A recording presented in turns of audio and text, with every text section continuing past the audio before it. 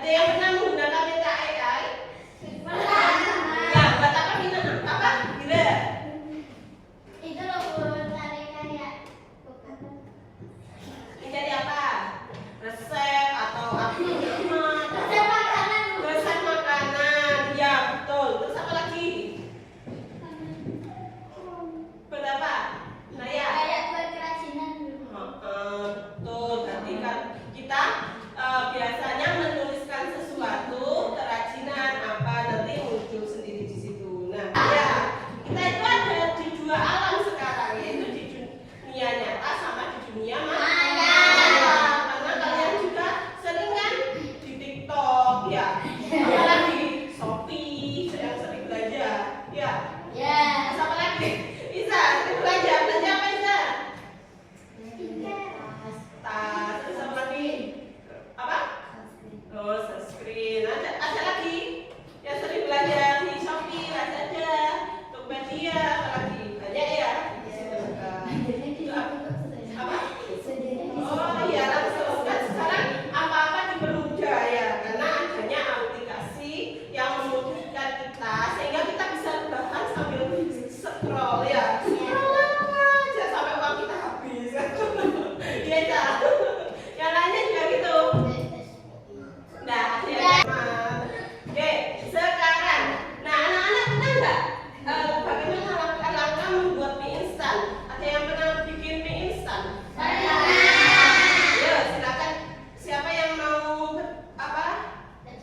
Bagaimana caranya? Enggak, berdiri saja satu. Yang laki-laki, Aska. Gimana caranya? Diurutkan ayo. Langkah-langkahnya gimana dulu? Dibuka bungkusnya.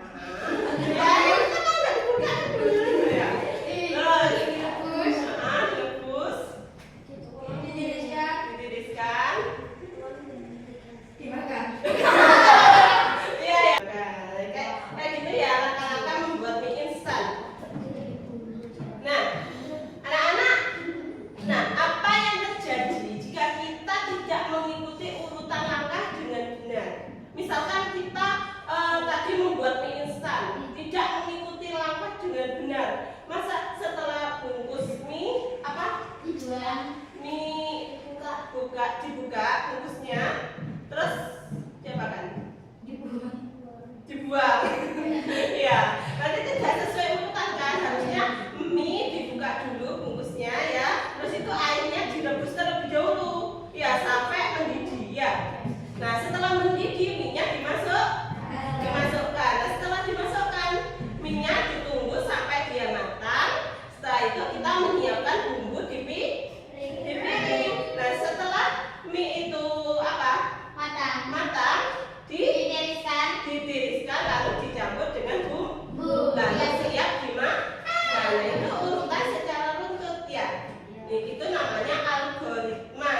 Algoritma itu kita menyusun langkah-langkah secara runtut ya. Jadi tidak habis dibuka bungkusnya lalu dibuang, tidak seperti itu ya.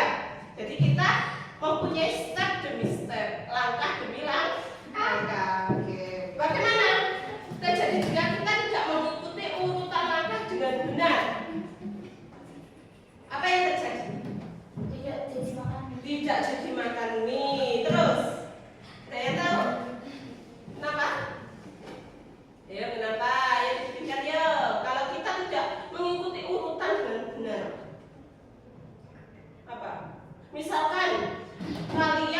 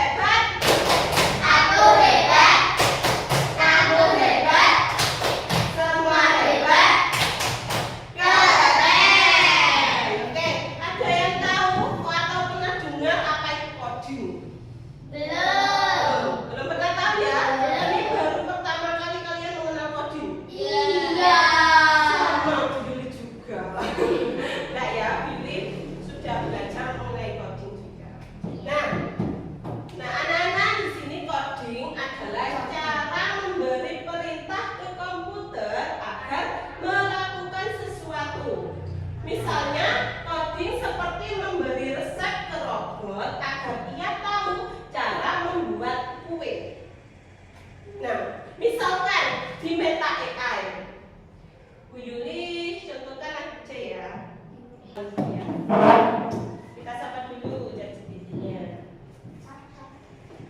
Tekan atau carikan resep kue ulang tahun gitu ya. Tolong dong buatkan atau carikan resep kue ulang tahun.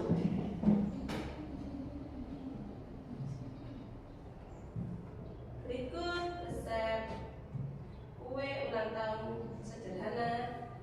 Nah ini dan enak. Nah ini. Berikut beberapa resep kue ulang tahun sederhana dan enak yang bisa Yuli coba buat di rumah. Nah ini kayak seperti ini ya. Jadi kita memberi perintah kepada AI, ya, langsung AI itu gimana merespon dari perkataan kita. Itu contoh sederhananya saja. Jadi coding adalah cara memberi perintah ke komputer agar melakukan sesuatu. Oke, mengapa belajar coding itu penting? Ayo, siapa yang tahu mengapa belajar coding itu penting? Ada yang tahu? Apa? Belum tahu. Ada yang tahu? Nah, biasanya kalian kalau di Meta AI atau di Google ngapain aja kalau di Google? Tanya-tanya apa? Resep, ya, kerajinan. Terus apa lagi? Baca ya. Level buat apa? Cari jawaban. Terus ada yang main game. Main game. Untuk main game online. Ya apa? Biasanya main game online-nya apa? Ya, membantu berpikir logis ya. Terus apa lagi di situ? Bisa membuat game, animasi, dan aplikasi. Nah, kalian tahu TikTok? Siapa yang membuat TikTok? Orang atau manusia? Berarti yang pintar itu TikTok atau manusia? Orangnya. Berarti mesin itu hanya membantu. Yang cerdas itu orangnya. Misal kita Andra, Levo, Aska, biasanya yang laki-laki gimana? Bermain game apa enggak? Main game ya. Kira-kira siapa yang membuat game itu? Manusia. Walaupun kita tidak tahu namanya. Ya begitulah. Kalau kita berbuat kebaikan tidak perlu harus tahu namanya. Jadi kita tahu manfaatnya. Ya. Kira-kira siapa yang membuat game itu? Orang. Yang penting orang. Ya. Berarti yang pintar itu manusianya atau aplikasinya? Kalau manusianya gak pintar, gak mungkin terbuat apa? Membuat aplikasi. Misalnya, Masya Allah ya, kita itu diciptakan oleh Allah dengan pemikiran yang luar biasa, yang walaupun robot saja tidak bisa meniru. Apa yang tidak bisa meniru? Apa? Sifatnya. Kalau otak, robot lebih pintar dari kita. Ya, kita kita ingin mencari jawaban A, kita nggak bisa. Sementara robot itu atau aplikasi yang kita pakai, misalkan Google, itu langsung dicarikan. Nah itu kan lebih pintar daripada kita. Berarti bukan masalah pinternya, tapi antara kita dengan AI, dengan robot yang cerdas ya, itu kalah dengan sifat. Misalkan Iza, coba carikan bunga yang langka. Kira-kira Iza mau nggak? Enggak kan? Sementara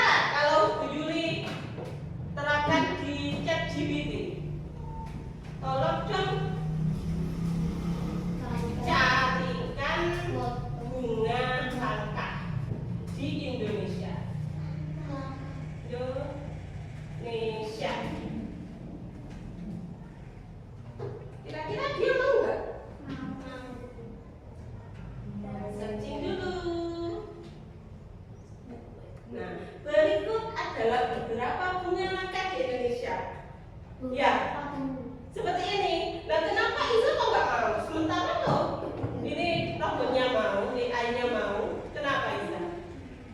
Karena dia punya perasaan, punya pemikiran. Ya, kamu mengarangkan loh. Wow, tempatnya. Otomatis kan saya harus nanti biayanya banyak, iya nggak? Biayanya banyak. Terus nanti apa? Nanti minum di mana? Kalau nanti saya jinjungnya di mana? Apalagi kan saya masih kecil, ya. Pernah nggak? Berpikir seperti itu? Pernah ya? Kita lanjut. Nah, modal masa depan. Nah, kayak gitu. Ya, antara kita dengan AI. Jadi kalian harus bijak menggunakan AI tersebut. Apa semangat?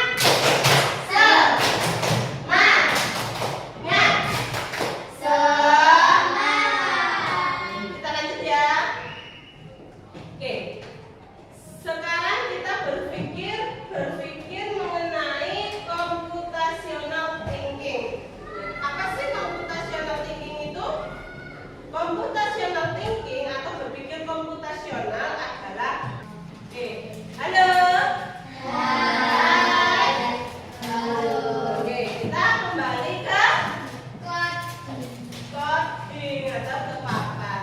Oke, berpikir komputasional adalah proses berpikir untuk menyelesaikan masalah seperti yang dilakukan oleh komputer. Cara ini melibatkan pemecahan masalah, menemukan pola, membuat langkah-langkah solusi, dan mengorganisasikan secara logis atau logika ya. Oke, berarti di sini berpikir komputasional itu proses berpikir untuk menyelesaikan masalah seperti yang dilakukan oleh komputer. Jadi dia punya step-step tersendiri, ya tidak langsung to the point, ya punya langkah-langkah. Oke, bagian atau elemen computational thinking. Yang pertama yaitu decomposition atau dekomposisi. Apa sih dekomposisi itu? Memecah masalah besar menjadi bagian-bagian kecil. Nanti Bu Yuli terangkan gimana sih dekomposisi itu. Yang kedua, pattern recognition atau pengenalan pola. Mengenali pola dari data atau kejadian. Yang C, abstraction atau abstraksi, yaitu menyaring informasi penting saja. Jadi yang nggak penting dibuang. Yang keempat, algoritma atau algoritma, menyusun langkah-langkah berurutan untuk menyelesaikan masalah. Sekarang kita pembagian kelompok. Pembagian kelompok menjadi 3 ya. Itu 2, 3. Oke, kelompok 1, kelompok 2, kelompok 3. Ya, sudah. Bersemangat.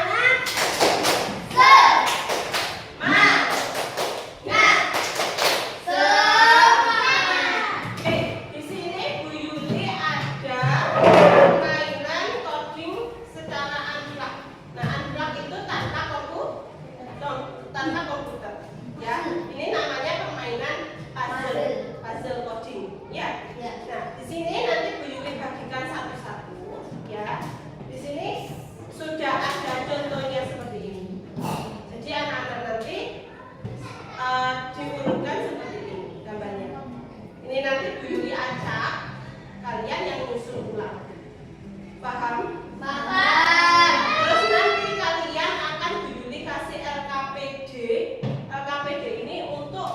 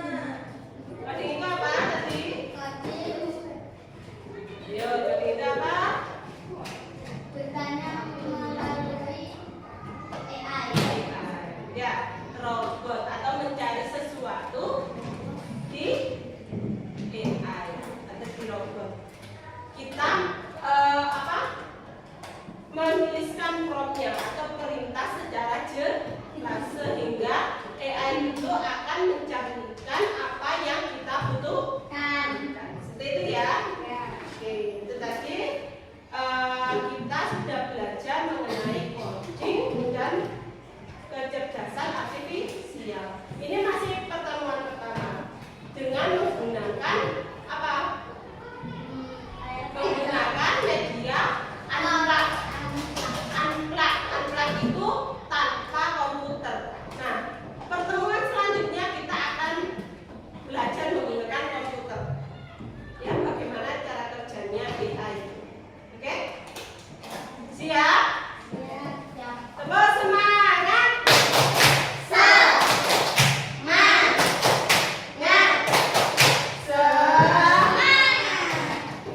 Masih ingat di sini? Masih ingat? Di sini senang. Semua berdiri. Semua berdiri ya. 1, 2, 3.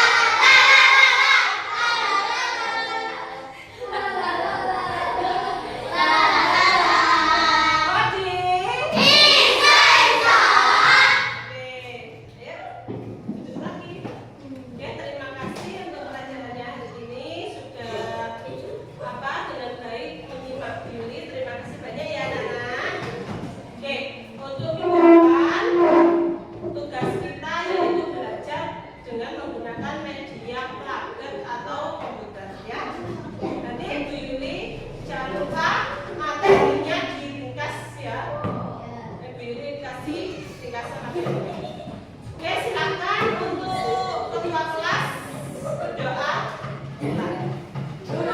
Oke, dirapikan terlebih dahulu. Medianya ditaruh ke depan sama KPG-nya nanti.